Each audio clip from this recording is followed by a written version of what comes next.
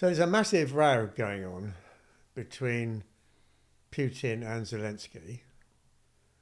Apparently, a Russian plane with apparently 76 Ukrainian prisoners of war was on its way from Russia to Ukraine, purportedly for a prisoner swap, and it crashed. And in the fog of war, there's a big argument going on as to actually what happened. I mean, are we any closer to finding out the truth? The short answer is no. Again, this is a really good example, I think, of where both sides are trying to use the information space to try to get advantage.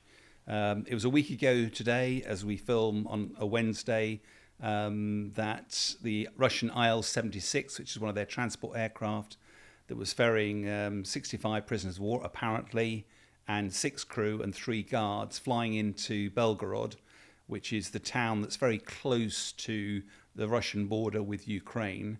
And it's worth remembering, Belgorod is a military logistics hub for the Russians. They routinely fly in missiles, ammunition, military supplies, coordinated there before they go across the border into Ukraine. What we saw on the news was a big fireball coming up, and the story was that this aircraft had been lost, and then this flurry of the war of words started. I mean, everybody's heard this. I mean, it was all over the place, trailed well as well. I felt the of the news pieces I watched, it seemed like they were coming down on the side of the Ukrainians actually shot it down by mistake. I mean, do you think that's fair based on what we know so far? Well, I think you always have to put on the table what are the options and then take them off and see what you're left with here. It could have been an accident.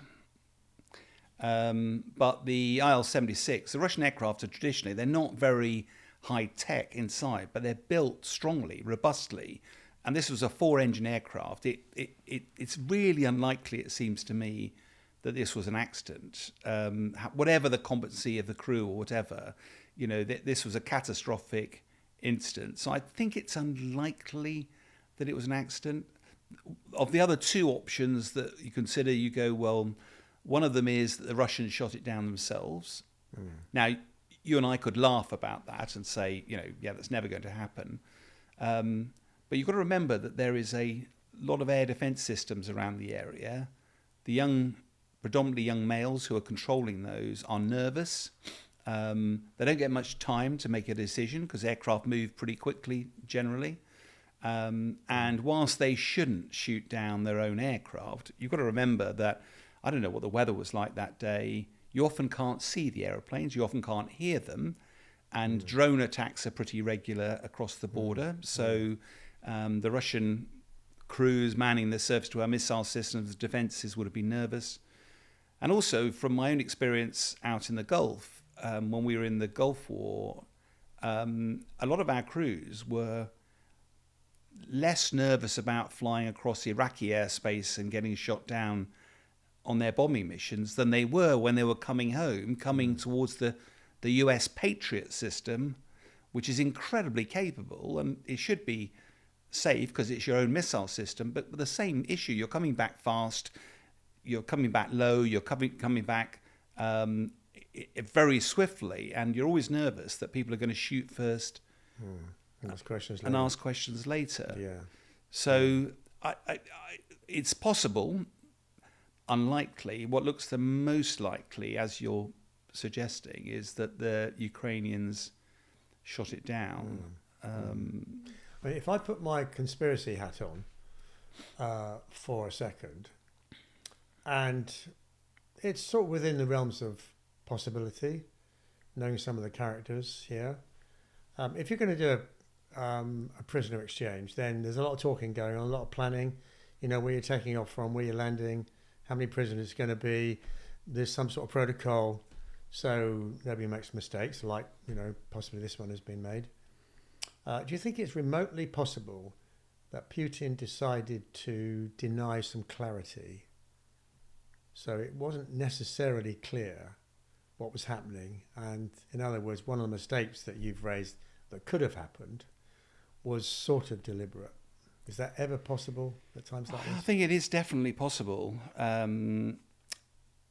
When you look at it more objectively, what happened that day, it's entirely reasonable the Ukrainians would shoot at aeroplanes providing resupply into Belgorod. That's entirely reasonable.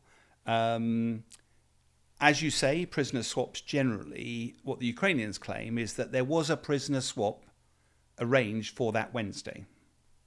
But they said every time they've done prisoner swaps before, the Russians have provided information about where the prisoners are flying into, where they're travelling, for exactly the reason you're suggesting, to avoid any risk that they will get targeted on the way in. And the Ukrainians would do exactly the same for the Russians. Now, the Ukrainians claim on this day, none of that information was provided.